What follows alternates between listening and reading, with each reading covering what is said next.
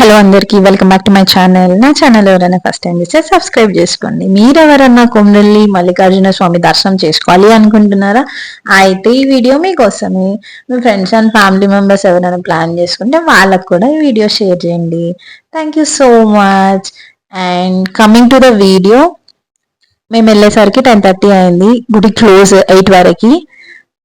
ఎప్పుడు వెళ్ళినా ఫస్ట్ గుడి క్లోజ్ ఉన్నా ఓపెన్ ఉన్నా ఒక దర్శనం చేసుకున్న తర్వాత రూమ్స్ ఎత్తుక్కుంటాం మేము. రూమ్స్ ఎత్తుక్కొని రూమ్స్ అవైలబుల్ ఉంటే రూమ్స్, లేదు అనుకుంటే మనం ఇట్లా ఓపెన్ స్పేస్ లో కూడా పడుకోవచ్చు.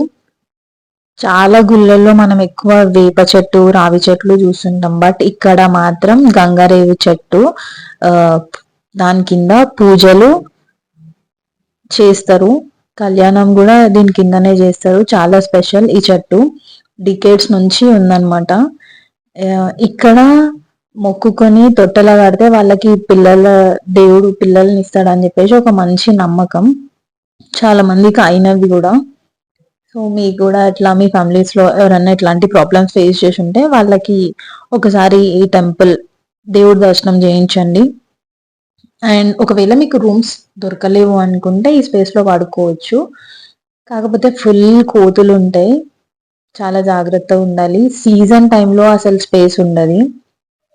అండ్ రూమ్స్ రేట్ కూడా ఫుల్ కాస్ట్ చెప్తారు సీజన్ టైంలో, బికాజ్ వాళ్ళు సంపాదించుకునేది కూడా ఆ టైంలోనే.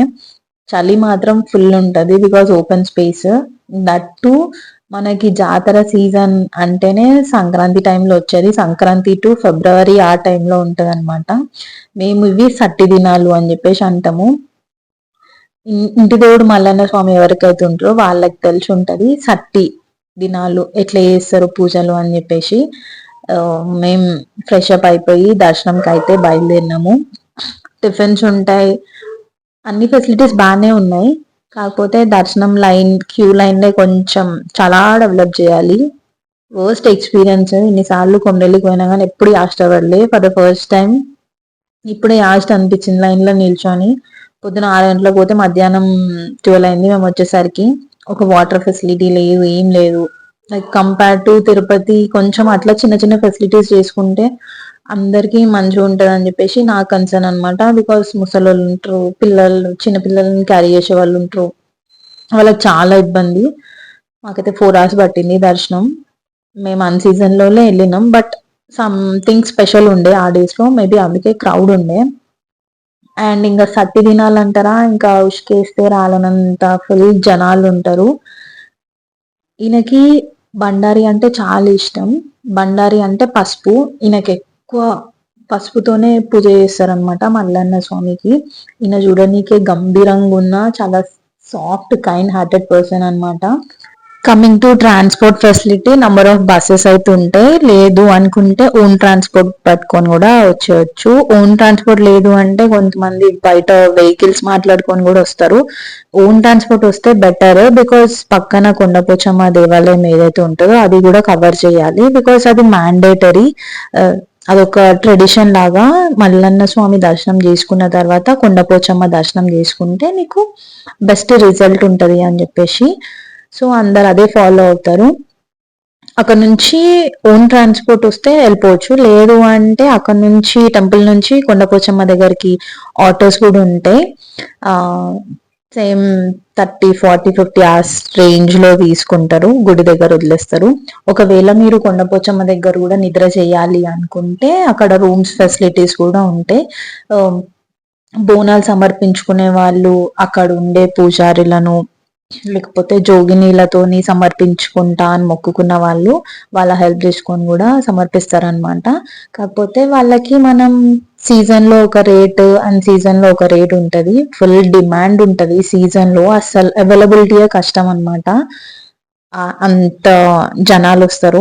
మొక్కులు కూడా ఇదే టైం పీరియడ్ లో తీర్చుకుంటారు అనమాట చాలా మంది.